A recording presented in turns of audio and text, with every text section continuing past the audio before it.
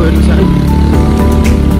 यस्ता ठाउँहरूमा चाहिँ यो बर्खाको बेला पानी परिसकेपछि करिबन सबै वार्डका चाहिँ बाटोहरू सोड्दाखेरि निकै नै पैसा खर्च हुने गरेको छ।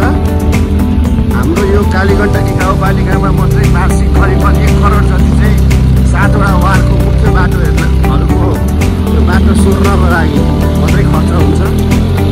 अहिले हामी कालीगण्डकी गाउँपालिका वार्ड नम्बर 1 को तुथुम भन्ने ठाउँमा आइपुगेका छौँ।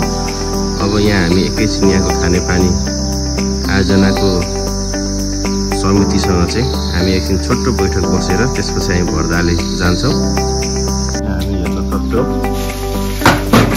भरि बेलौटी छ र हाम्रो दाइले चाहिँ हाँगा हल्लाएर पाएको बेलौटीहरू झार्दै हुनुहुन्छ।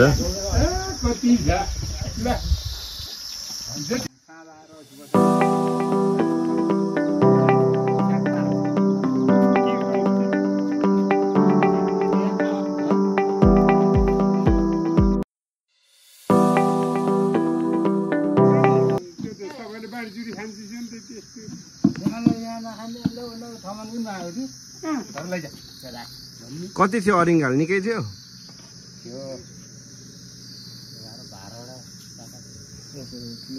अहिले सकियो भनेपछि के ग्रुपमा हो?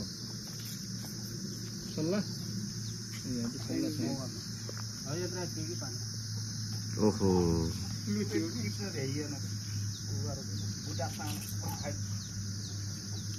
पाके देखेर खाए काँसोले बस्न खाएको 400 माथिबाट अर्को बुटाएर कहाँ अर्को बुटाएर पोलेको फेरि नपुगेर फेरि त्यही बुटा चढेर केटाले उही गएर झौसेको 3 पालिया झौसेको उही बुटा फेरि उही गएर पोले त्यस्तो टोकेन टोन त टोको तर त्यति साह्रै आएन। त्यही बुटा जाँदा त बेसी टोक्नु पर्ने। पहिला पोली भए मुख पोले पहिले पोलेर रहेछन् बाँकी पुरा पोलिया थियो। कस्तो खत्तम पार्छ। अनि त्यो तपाईँहरू स्थानीयले खानुभयो अरिङ्गाल सबै?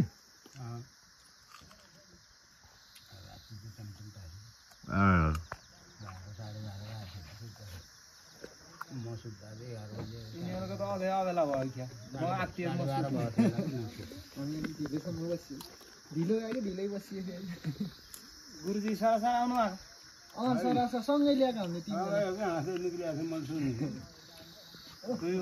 भरेर त्यहाँ लिएर हिँडेको यहाँ लिएर खाँडेको अहिले यो के पिट्नु भएको हो?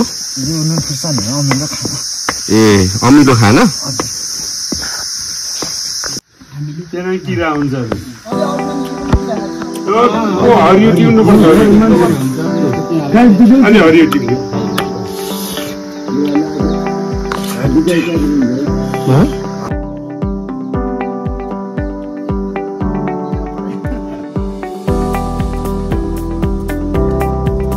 अलराइट फ्रेन्ड्स, हामीले चाहिँ यो तुथुममा आफ्नो काम सकिसकेका छौँ र यहाँ हामीले विभिन्न कुराहरू पनि हेऱ्यौँ।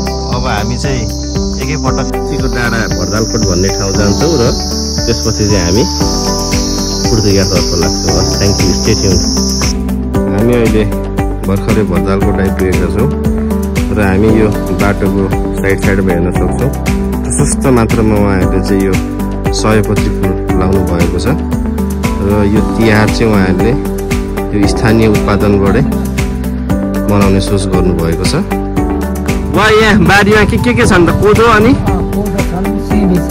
ए हजुर, यो अनि के बेच्नु पनि हुन्छ?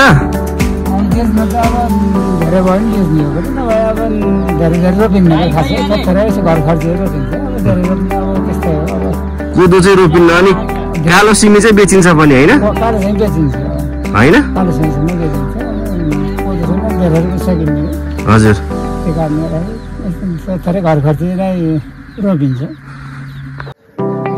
यहाँ हामी मौरीको घार पनि देख्न सक्छौँ।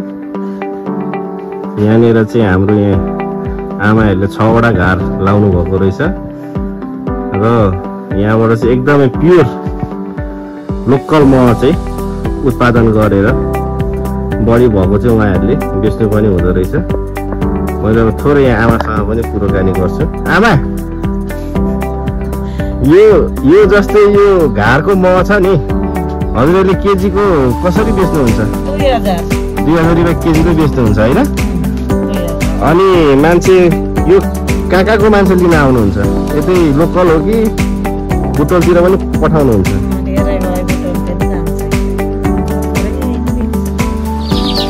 हामी यहाँको प्रत्येक घरमा मौरी झार देख्न सक्छौँ।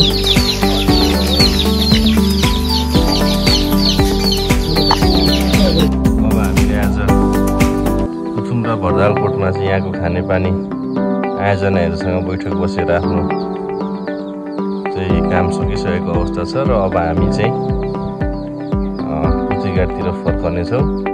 र यहाँको विशेषता के छ भने तुथुम र भरदालकोट गरेर यो ठाउँमा चाहिँ 36 घरधुरी छ र प्रत्येक घरधुरीमा चाहिँ मौरीको घर बनाएर मौरी पालन गर्नुभएको छ।